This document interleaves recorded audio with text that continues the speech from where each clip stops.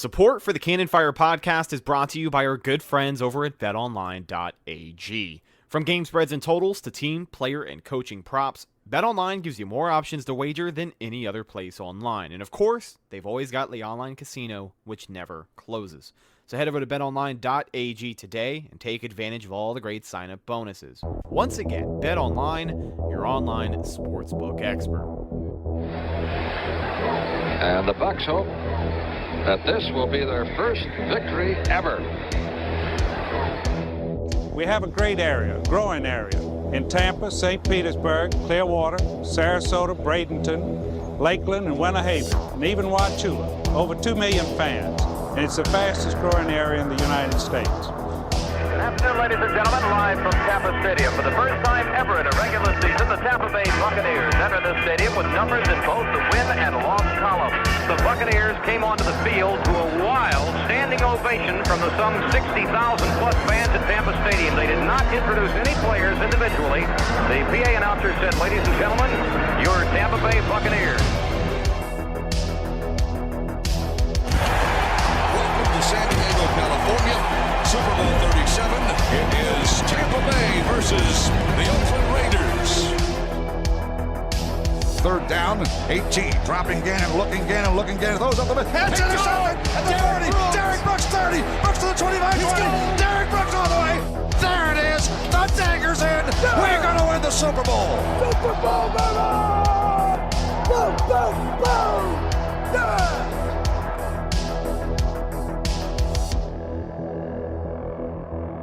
Tom Brady signing with the Tampa Bay Bucks tomorrow. Holy hell. Tom Brady going to the Tampa Bay Buccaneers. That's going to be a tough team to stop, I think, at this point.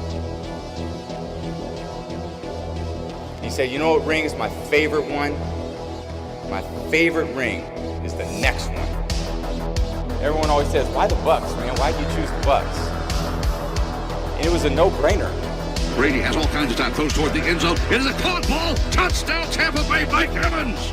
8 seconds, 7 seconds. Brady to throw. Throws a deep pass downfield. Got Scotty Miller in the open. Makes the catch. Touchdown, Tampa Bay. Here's the snap out of the gun. Play action fake pass to Gronkowski. He's going to score a touchdown. Touchdown, Tampa Bay. Holy guacamole. And the Buccaneer Nation will celebrate. And I want to hear cannons. We do. I want to hear cannons. For sure. And I think we are going to hear cannons. If I got to do the boom, boom, boom myself. Bucks win. Bucks win. Bucks win the Super Bowl 55. Tom Brady engineers the offense. The Buccaneers score late in the first half, early in the second half. And there the cannons come. Fire them. Keep on firing them. Keep on firing them. How about the Buccaneers, huh? Welcome back, ladies and gentlemen, to a brand new edition of the Cannon Fire podcast. Back at you today for episode 200. And how fitting. The gang is all here. I'm your host, Rhett Matthew, joined alongside me, as always, my good buddy and co-host, the Philly Bucks fan himself, Mr. Evan Wanish. And of course, for the big 200, we had to get the practice squad guy in here, our good buddy James Hill, a.k.a. Mr. Bucks Nation, the honorary third member of the show. How are we doing, boys? You know, it's kind of crazy that we've been doing 200 of these things. So first, I want to thank every single person out there that has ever listened, subscribed, liked, commented, whatever it is, whether it be on YouTube, whether it be on Apple, Spotify, wherever, right? You know, I gotta admit, when Rhett told me who the third guy was gonna be, I was like, it's James. I was like, are you kidding me? Because it makes me out to be a liar, right? Because as the chat is already focusing on, I assured people that it was not going to be James. I was bamboozled. That's on me. Chest pat, okay? Chest pat, that's on me. All right. But James, happy to have you here. How you doing tonight, buddy? You know, I'm a sub-in guy. I'm filling in. Yeah? That's it, huh? Sorry. I thought everything was.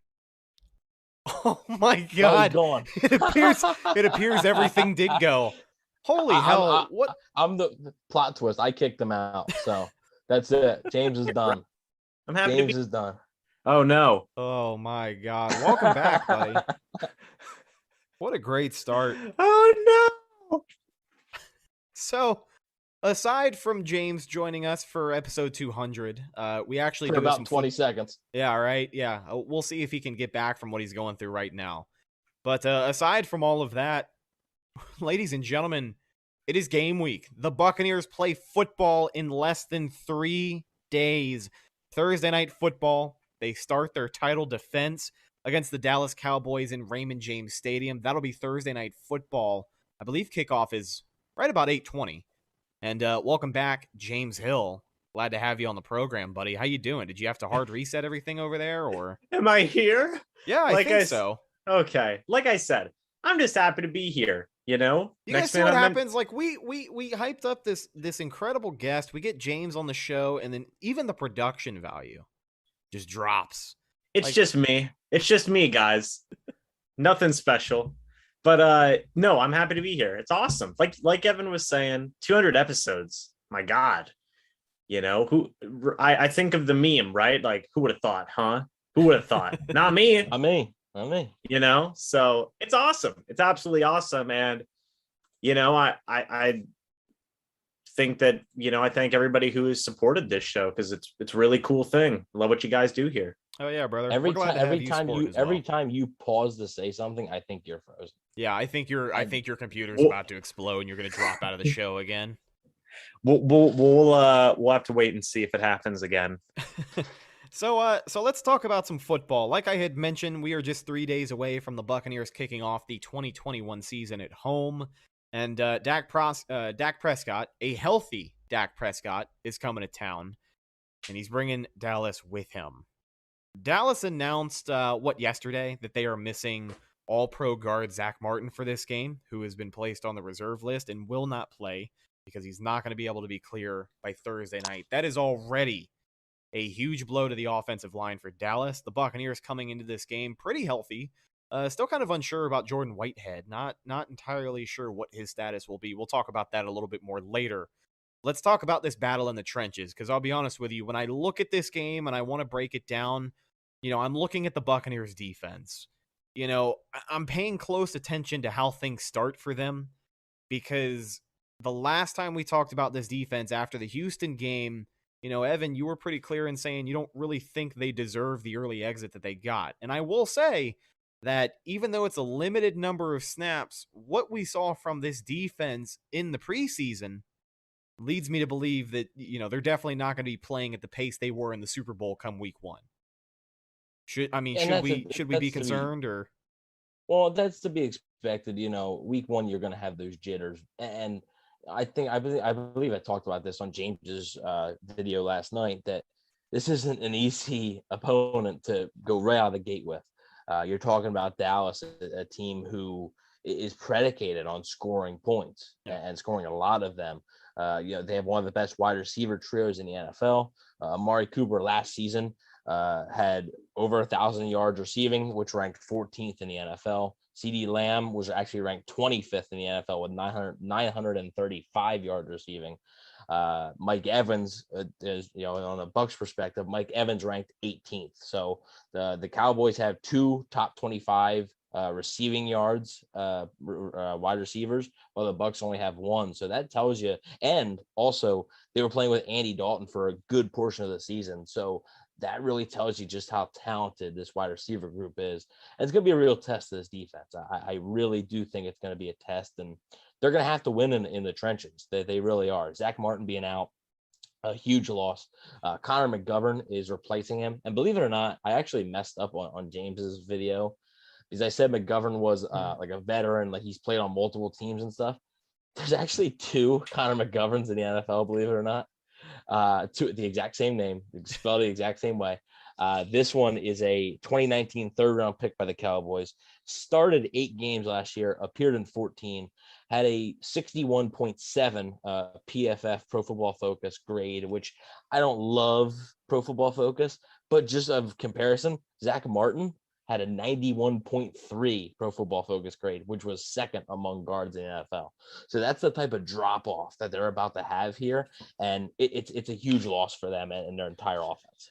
When you look along the Buccaneers defensive line, with Jason Pierre-Paul coming out, I think just today, he says he feels as healthy as he did in 2010. Like, he cannot stress enough to the local media that he is ready to go this season. He feels better than he has in many, many years. And that's a guy who's putting up double-digit sacks, damn near 10 sacks off of a broken freaking neck in half of a season.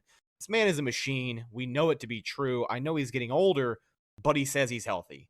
You've got Shaq Barrett, who might be a little motivated. I'm curious to see how he starts his season. He just got that huge contract from Tampa Bay that, you know, he went and bet on himself, got 19 and a half sacks, hit with the franchise tag, and here we are. Shaq got paid, so hopefully he's happy enough to go out there and perform. I think he's still, you know, a top-tier edge rusher in the NFL, so I'm excited to see him. And then let's talk about the rookie. Joe Tryon will be making his regular season debut. Obviously, the expectations are he's a rotational guy, but with everybody being healthy, JPP talking about how healthy he feels, and Joe Tryon just being another wrench in the plans of any offense in the NFL that's, you know, going to try and guard these guys.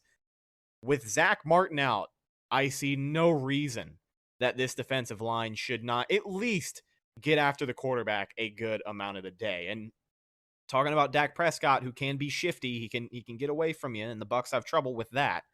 But just keeping a guy like that under pressure, keeping those receivers out there longer, keeping those plays developing, taking away windows, you know, that's what's going to win them this game. And it all starts in the trenches. James, what are some storylines you're looking at either for the defense or really just this game in general? Yeah, you know, like Evan was talking about, some of those guys that are missing along that Cowboys offensive line could be one of the, you know, main deciding factors of how this game is going to go. You mentioned all those names: Shaq Barrett, Jason Pierre-Paul, Joe Tryon, even Vita Vea, you know, along the defensive line there. All those guys, I think, can benefit a lot from some of the guys who are going to be out along that Dallas Cowboys offensive line. I didn't know there were two Connor McGoverns either, Evan. I thought, you know, whenever we had talked about it, I thought you were talking about the guy who played for the Jets, the Broncos. Yeah. That's not the case. I didn't know that. I thought we were talking about that guy who's been in the league like 6 years. But apparently there's another Connor McGovern. That's interesting. So, like Evan said, big drop off, right? Buccaneers have to attack those weaknesses that the Cowboys have now along that offensive line and exploit that with the, you know, large firepower that they have along that front seven. I think that's going to be huge. Absolutely. You know, Dak Prescott, he's coming off of an ankle injury. He's coming off of some shoulder problems. You know, he's pretty rusty. It's been a while since he's been in a full game of live bullets flying, right? So I think the Buccaneers do need to take advantage of that. I do think they need to attack with a lot of consistency against Dak Prescott, and we'll see what they do. You know, Todd Bowles, he's been a very aggressive play caller since he's come into Tampa Bay, and right now, given all the circumstances surrounding the Cowboys offense, I would see, you know, no reason as to why that shouldn't continue. Absolutely. While we talk about the defense, let's take a look at this secondary, who, like I mentioned at the start of the show, might be without Jordan Whitehead, as we don't entirely know what his deal is. Hasn't consistently practiced since the middle of training camp. He came back for a little while and then was pulled back out of practice, and we kind of haven't seen him since. He didn't get any preseason action, as far as I understand. And you know, Bruce has been confident in saying that he should be ready to go week one, but I believe the first injury report comes out tomorrow, right? It came out today. It did come out today. Is Jordan Whitehead on there? He did. He was on there. He did not participate in practice. The three Buccaneers that were on there were Jordan Whitehead, Antonio Brown, and Giovanni Bernard. Bernard and Brown were both full participation, while Whitehead was listed and he just did not participate. So let's go ahead and assume that Jordan Whitehead isn't going to play. Just because no preseason reps, you missed out on the second half of training camp.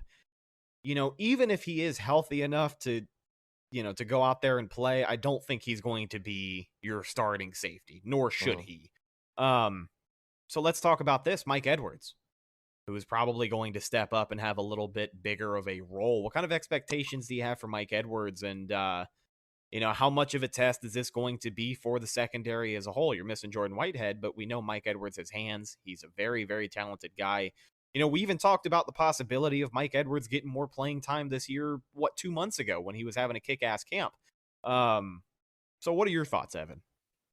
So the interesting thing is the things that Mike Edwards does well are things that Jordan Whitehead doesn't do well, which makes it interesting because Whitehead sort of played that strong safety role for them a lot, being down in the box, being that blitzer.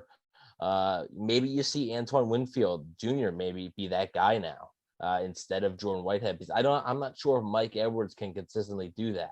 He's more of a free safety, a guy that's going to roam around, kind of be a ball hawk. That's what he's always been.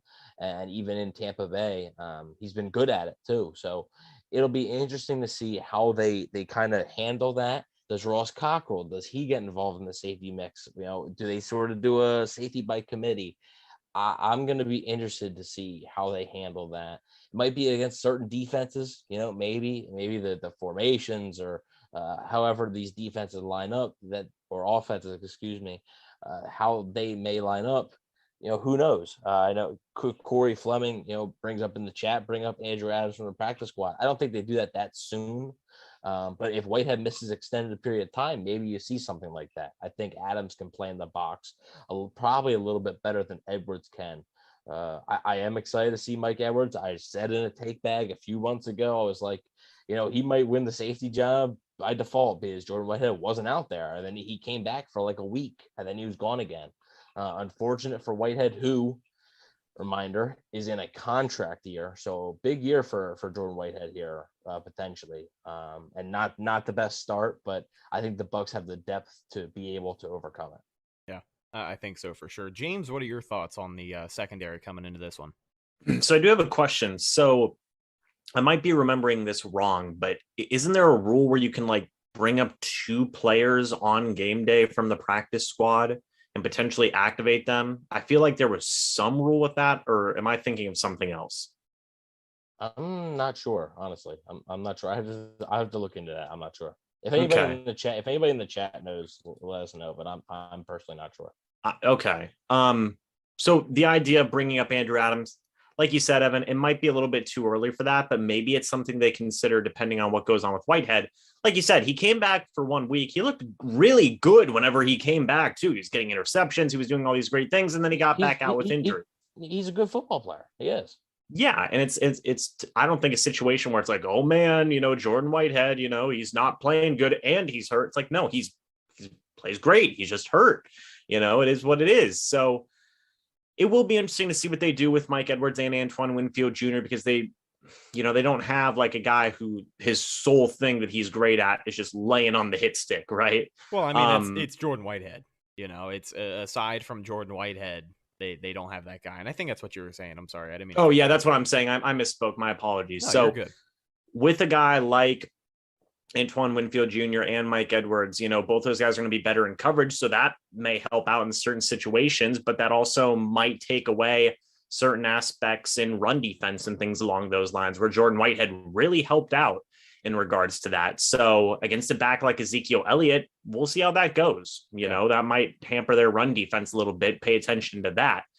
So that's kind of the big takeaway for me in regards to Jordan Whitehead not playing in this game. Will they bring in Andrew Adams? Will they, give Ross Cockrell? I mean, even in the case of Ross Cockrell, even he gives you similar things to what Antoine Winfield Jr. and Mike Edwards do. So it's not like you're really throwing anybody in there that can help replicate what Jordan Whitehead does. They just don't really have anybody like that right now, unless Chris Cooper goes out there and just starts laying out fools.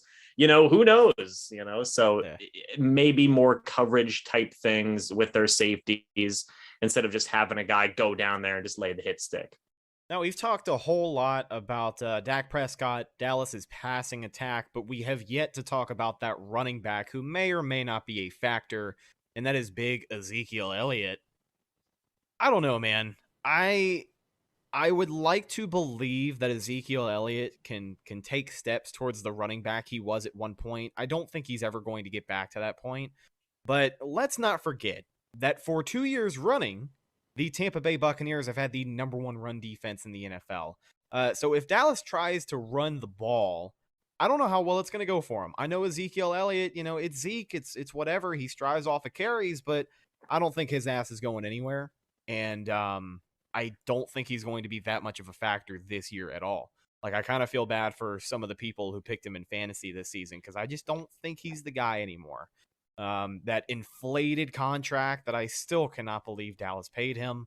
There's just a lot of things about Zeke that seem uncertain right now, but you take that uncertainty and you match it up against the best run defense in the NFL for 2 seasons straight, you're not going to get a very productive day. But, we can talk about how the Bucs are going to approach it, but truthfully, like, I think they got it covered. You know what I mean? I'm not really too worried about Zeke. Is that an accurate description, James, would you say?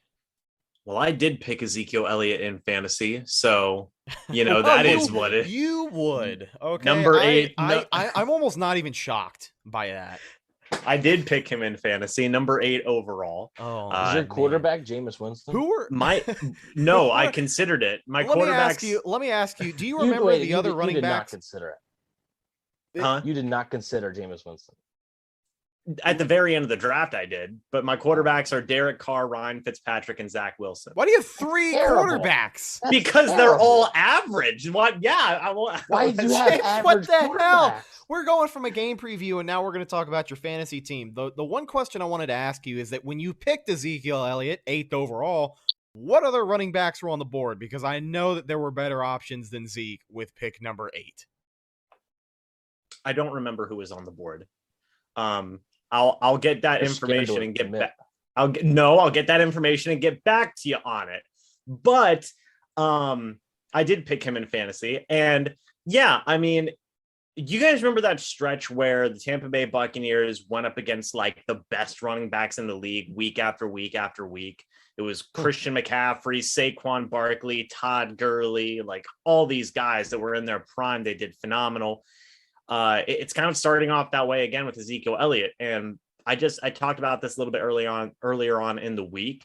I know people are down on Zeke, and I'm not just saying this because of fantasy bias, because he's on my team, but I still think Zeke's one of the top running backs in the league, is a pure runner, big physical runner. And, weaknesses along that offensive line, I think, are going to hurt the running game. And I think that if you can stop Ezekiel Elliott, who, in my opinion, is still a main cog in this Cowboys offensive machine, it really is going to prevent the Cowboys from doing a handful of things that they do on offense. So I think it's going to be a huge priority. Obviously, of course, the Buccaneers have had a top run defense the past 2 years. And I think that does matter, of course. But there's always that nugget of info in my head where Bruce goes, hey, this team hasn't done anything this year. Doesn't matter what you did last year or the year before. No, that is actually kind of correct. Right. So, I mean, like, I still think that the team is going to have a great run defense. I just think that, and yeah, hey, I'm not a coach, so it doesn't matter, for me. But, I just have that nugget in my head. You never know what's going to happen. But overall, I think that if they can stop Ezekiel Elliott, which is a, decent possibility of that potentially happening, given how the past couple of years have been, going to be huge in terms of preventing the Cowboys from doing a handful of things on offense. Evan, your thoughts? This is a PSA. Listen up. Listen up. This is a PSA to anyone that is in James Hill's fantasy football league. Please trade him a quarterback. You know what? Please send him a quarterback. James, I am begging. I'm still so perplexed. Why do you have 3 quarterbacks on your roster? Dude, I took Fitzy. He's got to have somebody in the flex position. Dude, look, we only play with 1 quarterback. I took Fitzy, and I was like, man, he might get Fitzy. benched. We're calling him Fitzy now. I took Fitz, and I was like, man, any one of those guys might be benched. Look, I was like, man, he might be benched at some point. I was like, I better play it safe and take Zach Wilson, because I heard he's doing good in the preseason. And then he's a rookie. I was playing it safe picking a rookie. And then I was like, man, okay, well, I've got Zach Wilson. Rookie on the freaking Jets. And I was like, man, I've got Zach Wilson and Fitz. I was like, I watched a YouTube video where Brett Collerman said that Derek Carr is a sleeper. Shoot, I'll roll with Derek Carr. Let's go. This no offense to you. This might be the most idiotic draft strategy I've ever heard in my life. Hey, I have Josh Jacobs too, if it makes you feel better. I have Josh Jacobs in I believe my ESPN league. Yeah, but you don't have the starting quarterback of the worst team in the league. No, you're goddamn right. I don't. You know what? Just go talk about Ezekiel Elliott and the Cowboys running game, Evan. James, we love you, buddy. Evan, your thoughts on Zeke? Is he going to be a factor this week? I'm more actually looking at Tony Pollard. It's just in the passing game. They really like to use Zeke can catch the ball, but like they use Tony Pollard for most of the screens or the check downs and stuff. He's a pretty good receiving back. I'm looking more towards him because, like you said, I don't think Zeke is going to be able to run the ball. Even if Zach Martin was in there, I just don't see it. So Zach Martin, who is their best offensive lineman, I think, is now not playing. I don't see many holes that Zeke's going to have to run through. And the Ndamukong Suh was activated off of the COVID list today, so he's back. Vita Vea is good to go. Yeah, man. Will Golston, it's going to be tough sledding, I think, for Zeke. So if you're a fantasy owner and you have Ezekiel Elliott week 1, he's probably not going to get you that many points. But luckily, you have a quarterback or 3 quarterbacks that can really help you win. Yeah. Because everybody knows that's how you win a league. You get three very average quarterbacks. That's right. That are on offenses that aren't going to put up a lot of points. It's a rotation of whoever you believe in the most that week. This week it's Fitz. Really quickly checking in with our live chat. Our buddy Ethan says he picked Zeke at the end of his 3rd round, which is do it then. Sure. Right. If Zeke's there at the end of the 3rd and you're picking towards the end of the round and you don't have a running back or you need one, sure. Okay. But 8th overall. Yeah, I took him 8th overall. I have to believe that there are better picks, even if it's not at running back. Get yourself a receiver with the first pick. Like, just I don't know. Ethan also says that. Let me ask you something, James. You might be better off with Keyshawn Vaughn. Did you also draft Michael Thomas in the 2nd? No, I wanted Michael Thomas, but I forgot to draft him. You forgot to draft in what, the 2nd round? You wanted him? No, it was like I think the 5th round or something. He was looking in the 1st round. No, I wanted him at number 8, man, and I just couldn't find him. No. So like I made my pick and I was like, okay, yeah, I feel happy with who I got. And then I saw Michael Thomas was on the board and I was like, wait, he's still there? I was like, oh, that's right, he's not going to play. Oh, and then somebody took him, so I was sad. G Vegas, the moderator, holding it down, says, "What's up, guys? My auto draft had me select Zeke and Dak, depending on. I'm curious what rounds those were." Brent Allen of formerly the Pewtercast says, "What's up, boys? Happy 200th. Glad to have you here, Brent. Thanks for stopping by, my friend." Bucks Time 12 says, "The James and Evan tour continues." Hell yeah, man. Corey, we're gonna get in a cage one of these days.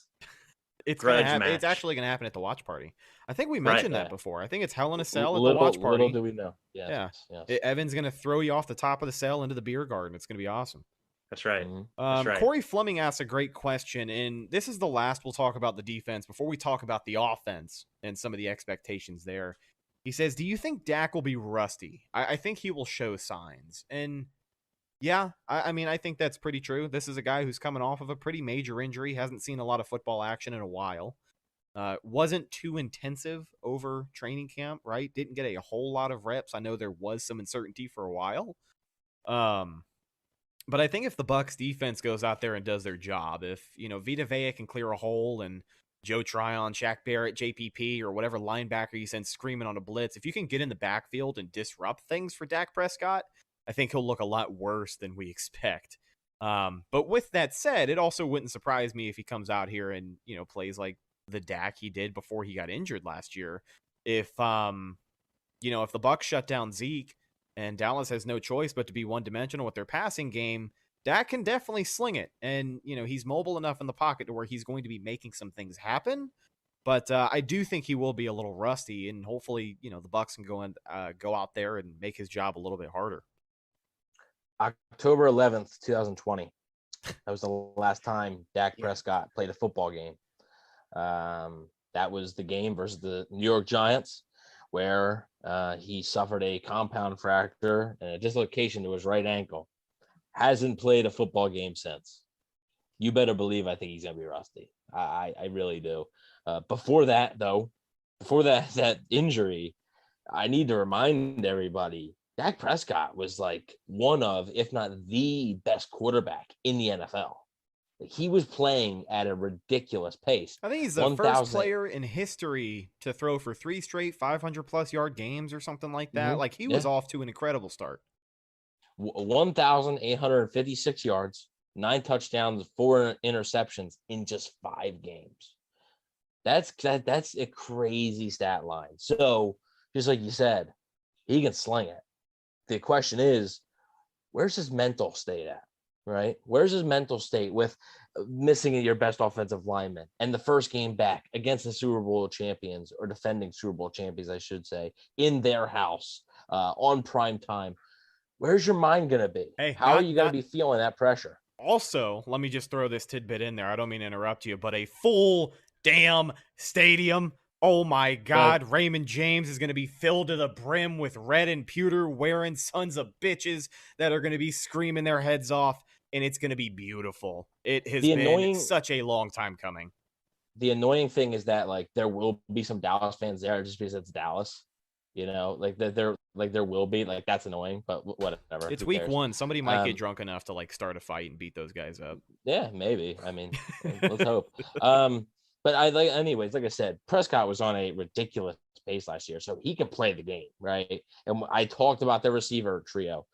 I talked about Amari Cooper and CeeDee Lamb. I haven't even mentioned Michael Gallup yet, who's one of the better slot receivers in the NFL and a consistent deep threat. The Bucs are going to need to watch out for every single one of them, right? This might be the best wide receiver trio they're going to face this year, and it comes in week 1.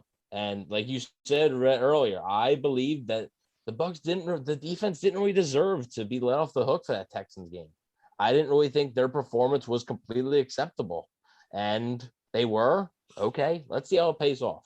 Let's see if they're going to come out ready to play this football game and face an offense that, while they're missing their best offensive lineman, they have just a ton of talent. So it'll be interesting to see.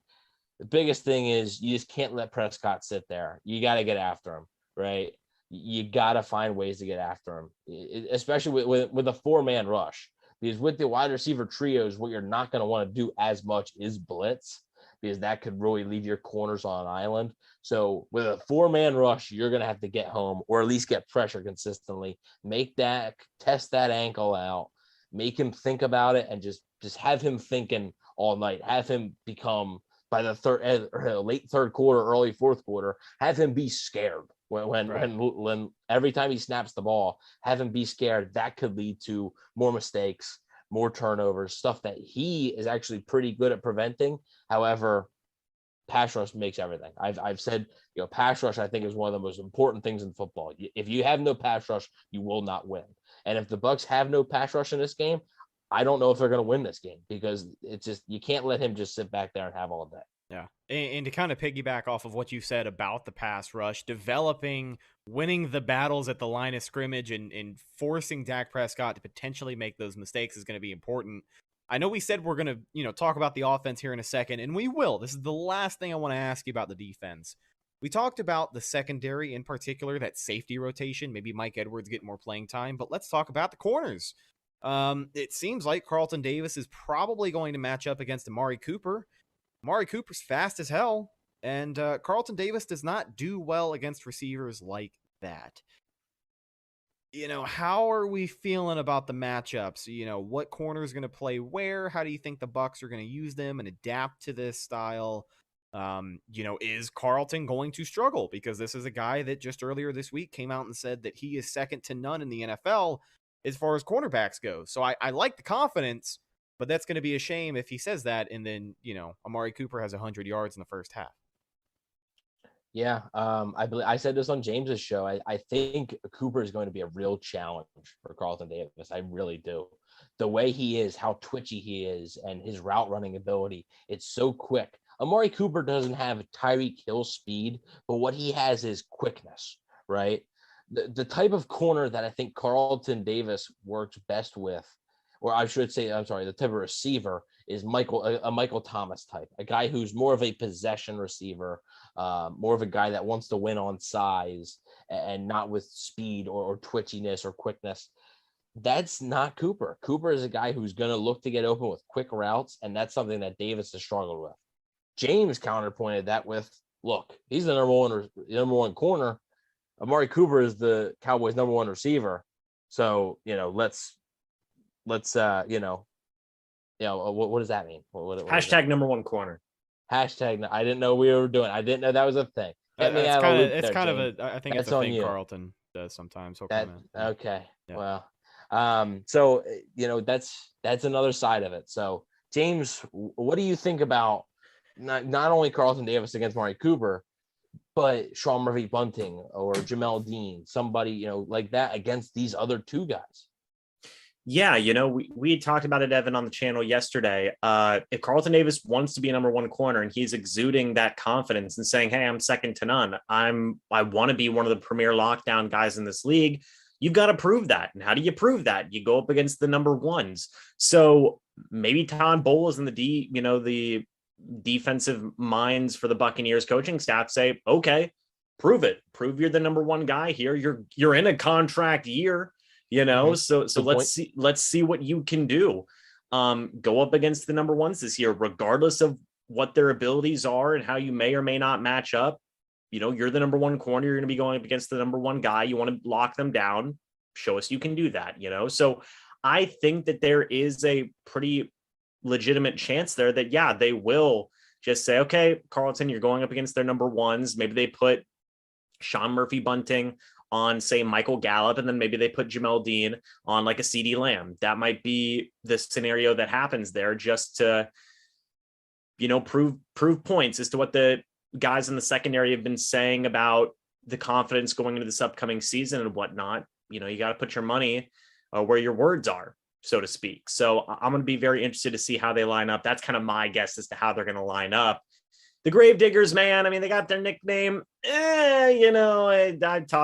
We've talked about this. I'm still very iffy on that nickname. Maybe it'll grow on me. Who knows? You think there's like a copyright deal they got to strike with the monster truck? Because, Gravedigger is a fairly popular monster trucks. You don't really have to know jack all about monster trucks, but everybody knows Gravedigger. So, are you serious? Yeah.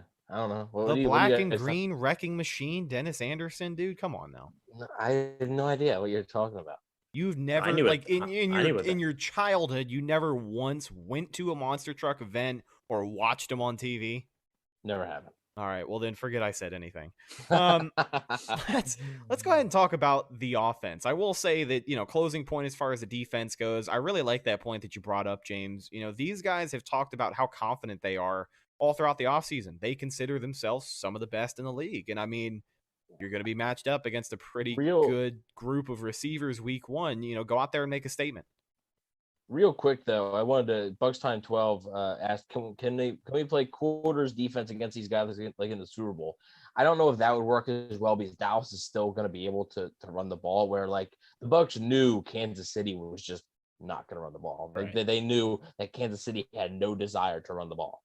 So I don't know how well that would work. And then he also said, I whined all offseason about our need for a veteran corner, and Lake didn't listen, LOL. Well, here's the thing. A veteran corner on this team would not probably start on this team. You're talking about a veteran corner. So were you asking for a number one corner? Were you asking for like just an example of like a free agent? Were you asking for like a Richard Sherman, or, were you asking for like a big name guy like that? Because that's the only, Carlton Davis is the team's number one corner. That's it. Jamel Dean is probably the team's number two corner, and Sean Murphy-Bunting is likely the nickel guy. So that would mean the veteran that you're bringing in has to be better than one of those three. With what money were you bringing in that veteran that's better than one of those three? You just weren't able to do it. Yeah, and we look at the contracts the Bucks were able to make happen to bring all 22 starters back. Eventually, we started adding imaginary years to contracts so we could kind of cheat the system a little bit and save some money every now and again. Thanks to the knowledge and the high IQ mentality of that front office, they did an awesome job. But yeah, there just really wasn't that much more money they could have moved around to secure a guy who wasn't already here. And I agree with Evan. Carlton Davis he's their number one corner. I think he was drafted to eventually be their number one corner. Obviously you draft all your corners to be a number one guy, but Carlton Davis has kind of taken that role and gone with it. He's been matched up with number one receivers a majority of the time. So with that being said, let's go ahead and talk about the offense. It's funny because this conversation isn't going to be nearly as long. Let's talk about expectations for this offense. Looking back at the preseason, that first preseason game against Cincinnati, they got 6 total snaps, didn't do very much with it. It's okay. It was the first preseason game back, and it was only 6 snaps, right? It was a slow start preseason week 3 against Houston, and then 2 90-plus yard scoring drives by Tom Brady and company to get them an early exit in the second quarter. Now, Dallas defense is not the Houston Texans. So I'm very curious to see what kind of start the offense has. They're also not the Steel Curtain. So. Right. I mean, pretty rough, to be honest with you. They're not Houston, but they're not anything much better. I mean, they are a step up, I think, compared to Houston for sure, just because that entire Houston's barely an NFL team. Right. That entire organization is a train wreck right now. It's a dumpster fire. But a slow start would not surprise me. I feel like the Bucs are going to go out there on the first drive. Fans are going to be hyped. Crowd's going to be loud. They're going to hand it off to Ronald Jones twice. Maybe Tom Brady throws it to the flat. Gio Bernard's sitting out there and they don't get a first down. And then it's a 3 and out. But after that, I'm curious to see what kind of start they develop. I'm not going to be upset with a slow start. I almost expect it. And maybe I'm, a jerk for expecting it. But I'm just kind of curious to see where these guys are at. I want to believe that they're in a much better place than the defense is, and that's kind of saying something because the defense just won us a goddamn Super Bowl, but we're talking about preseason performance and kind of, judging off of the most recent action we saw from these guys. What I'm trying to ask is, Evan, where do you think this offense is? Are they going to be ready to go? Is Tom Brady going to throw 4 touchdowns in this game, or what kind of game are we going to see? Well, it's interesting. Let me just preface this. Dallas's defense sucks. It's terrible. It's terrible. Guys, last year, they allowed 30-plus points in 8 of 16 games. That's half of their games. They allowed 30-plus points. They allowed 40-plus points in 2 of those games. This defense is bad. And there's a reason that Dallas drafted an entire defensive class this year, starting with Micah Parsons, the linebacker from Penn State. He'll help. He ain't Lawrence Taylor. He's not helping that much. So they're rough. And this Bucs offense, you look at on paper and you say, okay, this game should be 45-40 final score because these 2 offenses are just going to score a bunch. I don't know. Obviously, there is going to be some rust, I think. I personally think the starters, I went on record saying I thought the starting offense should have played a little bit more in the preseason. I really did. Maybe they play an extra drive versus Cincinnati, not just one, because they have, 6 plays or whatever. Do you think this isn't even important, but let me just ask, if you think Brady wasn't sacked, they might have gone out there for another drive? Maybe. I think that the offensive line kind of maybe scared Bruce a little bit and was like, all right, let's get him out there. The offensive line was able to clear some stuff up, though. Obviously, the Houston game, which we talked about, Houston's nothing to. It's not like they just beat the best defense of all time, but it was nice to see them progress like that.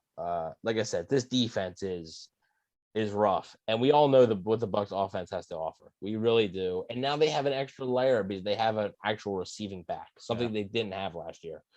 Whether it's against the rush, I believe against the rush, Dallas was the 31st ranked team, and against the pass, they were 23rd, I think, something like that. I'm not sure exactly on those numbers last year, but wasn't good. Yeah, it wasn't good. And obviously those guys, the young defense, they have more experience now. But this is another one where we're talking about the Bucs defense facing Dallas's offense week 1. This isn't a good matchup for Dallas's defense facing the Bucs week 1. So expect Brady to just feast. I don't have much worry about scoring points. I have more worry about the defense. Does the offense need to be absolutely perfect to win this game? That's my worry in this game. That like the offense, like the defense may not be able to find their footing right away, and Dallas is going to have a lot of success. I'm not concerned about Brady. I'm not concerned about Evans, Brown, Godwin, whatever. Oh yeah, definitely be. none of those I mean, guys. I just think it's going to be not easy, but I think you're going to see a lot of points scored early and often. How do you think James, this your offense cue. is going to start, James? Yeah, one thing that I kind of want to see is no huddle stuff. We saw that in that, And it worked. it worked amazingly well against the Texans. Now, you guys will be pleased to hear I didn't draft anybody on the Houston Texans. So that's good. Smart man, even though you did still draft 3 quarterbacks. So Yeah, it's fine. So, I'm not completely lost on some things around the league. The offensive powerhouse that is going to be Ryan Fitzpatrick and the Washington football team this year, man. Hey, don't count out Fitz. But Zach Wilson and the New York Jets. It's all the buzz in New York, baby. Rashad Perryman, that's my wide receiver one. Rashad Perryman's not on a team anymore. Oh, he's not on the Jets anymore? No, he's not on the Lions anymore. Yeah, he did sign with the Bears? Oh, Jesus Christ. I guess that goes to show how much I know about the Jets offense. But look, the no huddle stuff, even if it is against the Texans, that is still an NFL defense at the end of the day. And Tom Brady was masterful running, no huddle stuff. So I want to see more of that, Byron Leftwich, in terms of doing things that other people suggest, he gets kind of stubborn. We've heard him go out there and say to the media, I don't know what you guys are talking about with motion stuff. We're not going to be doing that. The first play, Gronkowski, the first play that the false start was on in the Texans game, Gronkowski was in motion like 5 different times. Yep, I know. So it's I don't know what Byron Leftwich is talking about. Coming away from the bye week last year. Hey, what about play action stuff? I don't know what you guys are talking about. Play action, and then they go out there and it's Byron is stubborn. I think with certain things, Byron Leftwich is in terms of saying like, hey, Byron, why don't you guys do this on offense? And he goes, So I don't know. I want to see. He's not going to give his game plan away. I mean, I've been like a Byron Leftwich defender here, and like, why is he going to give his? He's going to say, "Oh yeah, we're going to do play action. We're going to do no huddle. We're going to do all this stuff." Why is he going to say that? Right, and I do understand that, but you've also seen it's. I mean, come on, it's not a secret sometimes what works in the NFL, right? So you'd imagine that they're just going to go anyway. Whatever, it's fine. Point is, I want to see more no huddle stuff from this Buccaneers offense because it worked in the final preseason game. Like you both said, the starters, I think they're going to play really well. Dallas's defense, to be nice, they're a little rough. And I want to see the Buccaneers utilize that wide receiver trio that they have that has 2 future Hall of Famers in it and a guy who would be a number 1 on many different teams throughout the league. I think that that's going to be huge. Get Ronald Jones going in terms of the running game. Maybe you want to throw a little bit of Leonard Fournette in there in goal line situations. And then you have Giovanni Bernard as a safety valve in certain passing situations, which I think is going to be huge because that's something Brady didn't have as much last year. So I think the offense can have a really, really good game in week 1. I think at the end of the day, if we're honest with ourselves, anybody who has followed Bruce Arians' track record with, just quotes since he has been the head coach of the Tampa Bay Buccaneers, this entire coaching staff will not tell you the truth. So don't be shocked if Byron Leftwich says some shit out of left field, like we're not doing any motion. I don't know what you're talking about, because I guarantee you that when these media outlets take a quote like that and run with it, and a lot of the national ones pick it up and legitimately think it's a problem, Bruce Arians, Byron Leftwich, and maybe Tom Brady sit around in a meeting room and just look at their phones and probably giggle to each other. You know what I mean? Like they like messing with you. And not just you, James. I mean, everybody likes messing with you, but specifically me. It's it's true. Yeah. Like they're just, like Evan said, they're not going to give you the game plan. He's not going to say, yeah, we were really good at motion last year, so we're going to do it twice as much this year. Like, if you can avoid, it's not really something that they have on film a whole lot. I mean, yeah, it worked last year, but, preseason footage is only so much you can go off of. So not giving away your game plan, I think, is just the idea behind everything that they do. But this is a coaching staff that has a history of doing stuff like that. So I think it's a funny story all around. But honestly, I think we kind of said our piece about the offense and the defense. I know I said that, the conversation about the offense is going to be a lot shorter, and that's because I think there's a lot more comfortableness there. We're not worried about Tom Brady. He looked masterful as he usually does in the preseason, 10, 11 straight complete passes in a row. The guy knows how to find an open receiver. I'm not worried about Mike Evans. Not worried about Antonio Brown. I'm not worried about Chris Godwin. How about Chris Godwin in that Houston game, right? I'm so excited for the year that he's about to have on this offense. Scotty Miller, OJ Howard's going to be healthy. Cameron Brate is back out there. Your offensive line is all healthy, ready to go. Alex Kappa's ready to go. Tristan Wirfs is ready to have a better first year than he did, a better second year than he did his first year. And that's, improving on 1 sack allowed the entire season for a rookie campaign. This guy's about to be an all-pro. This offense is in good shape. With everybody healthy and ready to go for week 1, there really don't seem to be a lot of concerns here from this camp.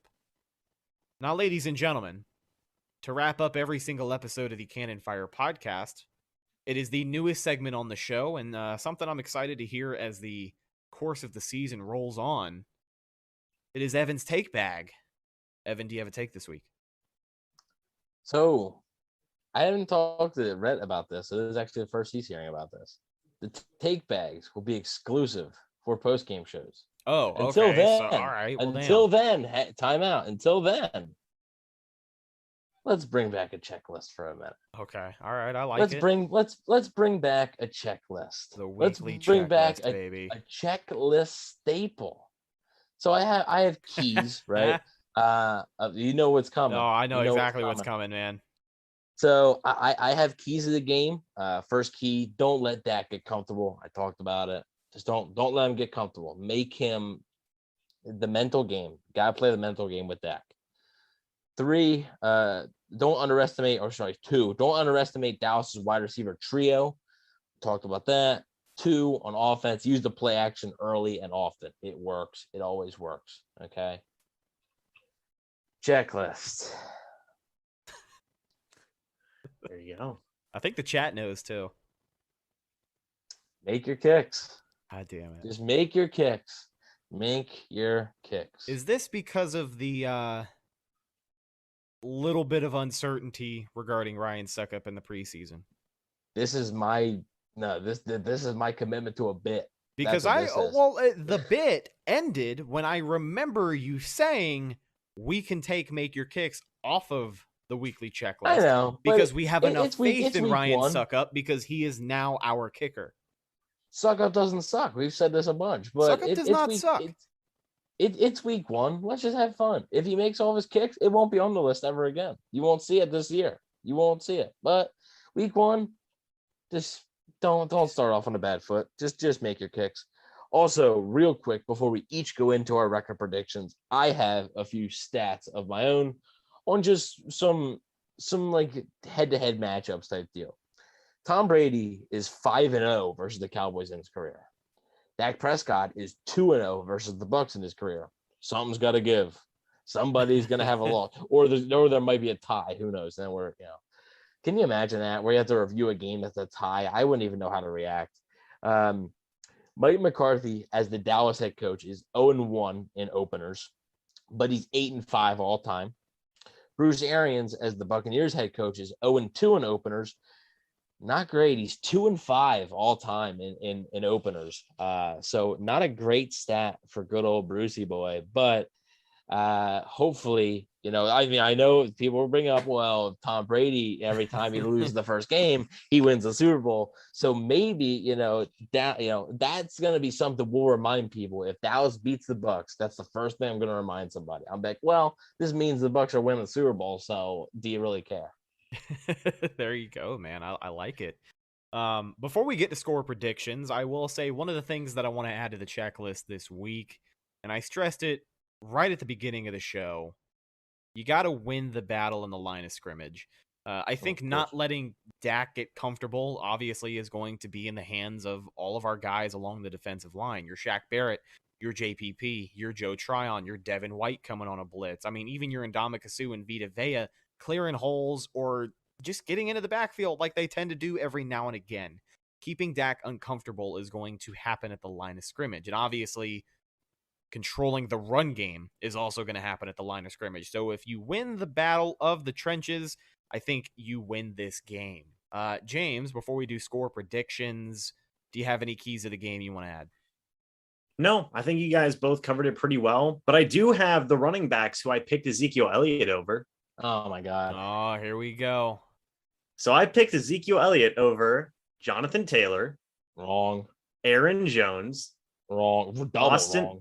Austin Eckler, Triple wrong. James, Nick- what the hell, dude? You don't even have to keep going. Nick Chubb, Wrong. Antonio Gibson, Najee Harris, Joe Mixon, Clyde Edwards-Helaire, All right, now you're getting a and little far. James Yeah, Robinson. So there we Okay, go. Well, I would pick Zeke over James Robinson, maybe Clyde Edwards-Helaire, and the other no name that you said at the end of that list. But like, dude, those first 3 running backs, that's like, top 5 pick material. Big brain What strat the for hell? me. Big brain strats I for me, should boys. have. Who I are almost- your wide receivers, James? DK Metcalf and Robbie Anderson. This team sucked. And then, LaVisca Chenault. Oh my. What's your God, And- you pick somebody on the Jaguars. I got the Dolphins defense. Yeah. Hey, you pick your quarterback is on the Jets. One of your wide receivers is on the Jaguars. Your running back is fat, eats cereal like a madman. Oh my God. James, we love you, man. Who's running- your tight end? Eric Ebron. Of Jesus. course it is. Oh, sucks too. my James, goodness. who's your kicker? Who's your kicker? Cairo Santos. For what? What team is Cairo Santos on nowadays? The Bears, He's on the Bears. who are gonna suck with Andy Dalton, so they won't score any points. So good job there. If it makes you feel better, I took like a lot of running backs. You took a lot of running backs, Took so a lot of them. you had room for you didn't take as many as the them QBs. So You took a lot of them, and all of them are worse than Ezekiel Elliott, I bet. Probably. who are the to other be- running backs? Josh Jacobs. Miles Sanders, Okay, not bad. Mike Davis, Okay, not horrible. Michael Carter, Trey Sermon, You drafted Jamal another. Williams, and Hey, hang James on. White. You drafted. You drafted You James drafted White, who just people- retired? James He White did? retire. Did James White not just retire? No. That was Deion Lewis. Oh, okay. Yeah, James White's re-signed with the Patriots. Okay. So just to recap here, you drafted two New York Jets, Mhm. one Jacksonville Jaguar, Mhm. one Detroit Lion, 2 Detroit Lions. two Detroit Leeds gets even better, 2 Detroit Lions, Uh-huh. and you have 3 quarterbacks on the roster. Good going. Correct. Correct. Good, just a bang up job. Just Correct. Hey, Ethan in the Fair. chat says it best. James, that team is lethal. An offensive powerhouse. Zach Wilson and Zeke with 3.5 yards a carry. You're taking the league this year. That's right. That's right. Let's forget about his horrid fantasy team. And James, if whenever you come back on the show, we will need updates on how your fantasy team is. Oh, yeah, surely every single being like 0-7. Every single time you come on. I was here, gonna you need I was a gonna fantasy say update. 0-7. Oh man. I was gonna say I'm gonna be 0-7. Did It's you gonna be a view. did you draft through the NFL app, ESPN? ESPN? Oh, did it didn't give you like a post draft grade? I don't know. I On the wasn't NFL paying Would have been an F. NFL app, it'll send you like a draft grade, basically how the experts think you're gonna do. And Oh. it'll like show you like a projected record. Basically. Oh, I'll check right now. Red, No, what no, was you're all what good. was yours? I got a B for my draft in the CFP Fantasy League. By the way, we did draft the other night for the Cannon Fire Fantasy League. Good luck to everybody in there. And if you were in the league and also just so happen to be in the live chat right now, say what's up, man. But yeah, I got a B, and I will read you my team grade right now. Don't worry, folks. We will get to the score predictions. We're just Hey, dude, we're it's the end of the just show. building It's episode we're building 200. the suspense. We're building the suspense. Hold on, let me pull this up here. Who won your draft? Definitely not me. So I got a B. My projected record is 5-10, and I am projected to tie for 8th. After picking last overall, Tampa Bay bust down, which is my fantasy league or my fantasy team, is projected to land 8th place in the Cannon Fire Fantasy League. Let's hope that prediction serves as bulletin board material. With their first 5 picks, they followed a balanced approach, taking a quarterback, 2 running backs, and 2 wide receivers. By draft's end, Tampa Bay bust down, landed a quartet of running backs with plenty of room to grow. Yeah. So I don't understand this because my draft grade was a C+, worse than yours. My projected record is 6-9, which is better than yours. How does that work? I have no idea. I'm curious who the lucky son of a bitch is who got the email that said he's going 14-1 this season, because apparently probably Fisher. Fisher, if you're listening to this, you're too good at fantasy. Oh yeah, what's the name of his team? The Peloton Beatdown or Peloton Pressure or something? Yeah, I call Peloton them Pounders. Yeah. Chris Fisher, formerly of the Bucks Brief podcast, is a special guest in this year's CF Fantasy League. I just call him Peloton Boy now. He's literally sponsored. He tells me, he has the shoes, he has the shirts. The dude's a madman with it. Oh yeah, he's all in. All right, enough about fantasy. We'll talk about that at a later date when hopefully all of us are winning our leagues, right? Let's do some score predictions and get the hell out of here. I'll kick things off. I think, and also let's do something else too. Score predictions, and also which player scores the first touchdown of the 2021 campaign. I like let's it. Just do that little bonus. I know I'm putting you on the spot, but let's just do a little bonus. Hey, I like it, man. We're all about high pressure situations around here. So, final score prediction, I do have the Buccaneers winning this one by more than 1 possession. Not quite as much as you would think, though. I think Dallas shows some signs of life, and they can get on the board. But ultimately, the Bucs run away with this one, and they shut them out in the second quarter. I have got Tampa Bay winning by a score of 31-21. Tampa Bay is out on top. As far as the first touchdown of the year goes, I think I'm going to ride the hot hand of what I saw from this offense, and I think it's big 1-4 Chris Godwin, who finds himself in the end zone. Brady to Godwin for the first touchdown of the year. James, speak now or forever hold your peace. I was really hoping you were going to forever hold your peace, but okay, speak. I'm going to say 34-24 in favor of the 10-point buffer, I see. In favor of the Bucs. I think Gronk's going to score the first touchdown. Brady really to Gronk. In-depth analysis there, really good. I'm gonna go. I think everybody hates when I do record score predictions because most of I'm more than likely out of these 3, I'm the most likely one to pick the Bucs to lose. You picked them to lose the NFC Championship game, and I don't think a lot of people are ready to forget that. I did. However, this is not that day. The Bucs win 34-28. It is a 1-possession game. I think that it's a 1-possession game, but I think it's one where Dallas maybe scores a touchdown with like 3 minutes left, and it's like, or is Dallas going to complete the comeback? And then they just don't. I do think they're going to put points up on the board. I think the Bucs are going to put points up on the board. My first touchdown, going to roll with the person who I picked to be offensive MVP. Business is booming. Mr. Antonio Brown.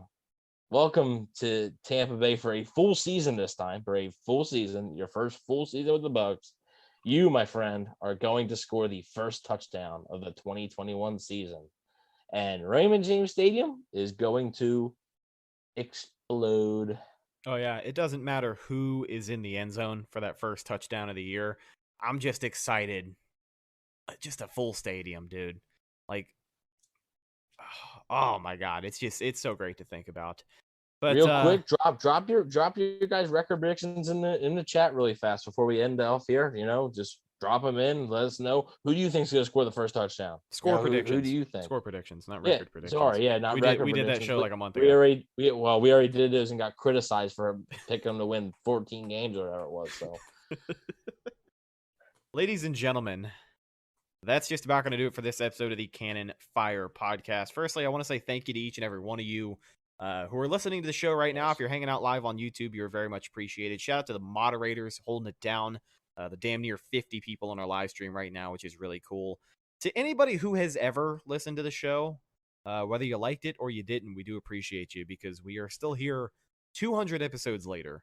And you know, a lot of the people who have showed support lately, it makes this worth it. You know what I mean? And we're really glad to be here talking Bucks football with you guys. And we're glad that, you know, we have an audience. Like, it still blows my mind that I do a podcast out of my apartment and people voluntarily listen to it. You know what I mean? Yeah, it's crazy. I told you that. I was like, it's crazy. Like, I think about that sometime. Like, people like literally sit there and choose to listen to what I have to say. Like, it's just like, it's crazy. Like, I would never think it.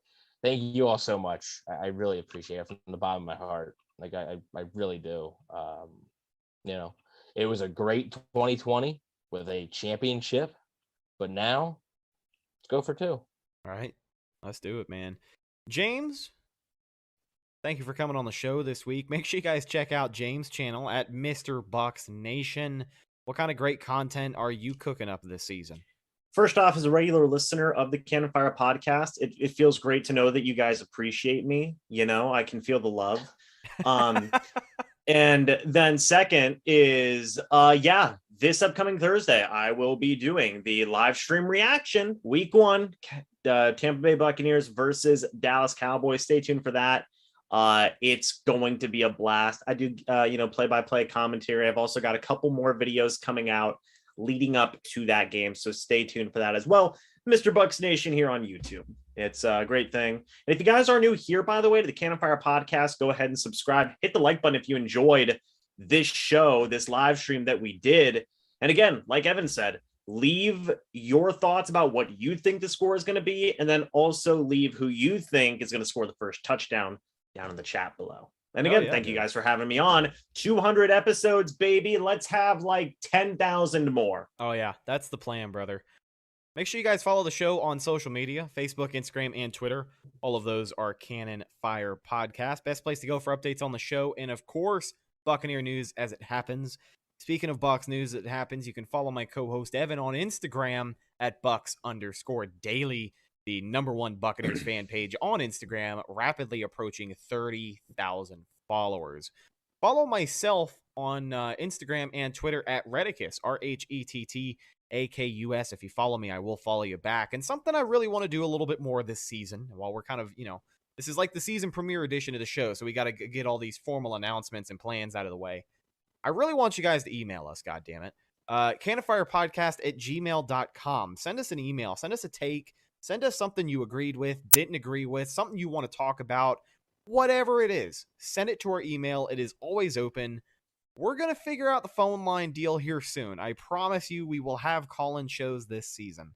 We just got to kind of figure out some of the behind-the-scenes stuff. But in the meantime, send us an email, CannonFirePodcast@gmail.com. With that being said, folks, I am your host, Rhett Matthews, signing off from my co-host, Evan Wanish, and our very special guest coming up from the practice squad for episode 200, Mr. Bucks Nation, a.k.a. James Hill. Thank you guys for checking out this episode of the Cannon Fire Podcast, brought to you by our good friends over at betonline.ag. I am Rhett, signing off from my co-host, and as always, we'll talk to you next time. Go Bucks.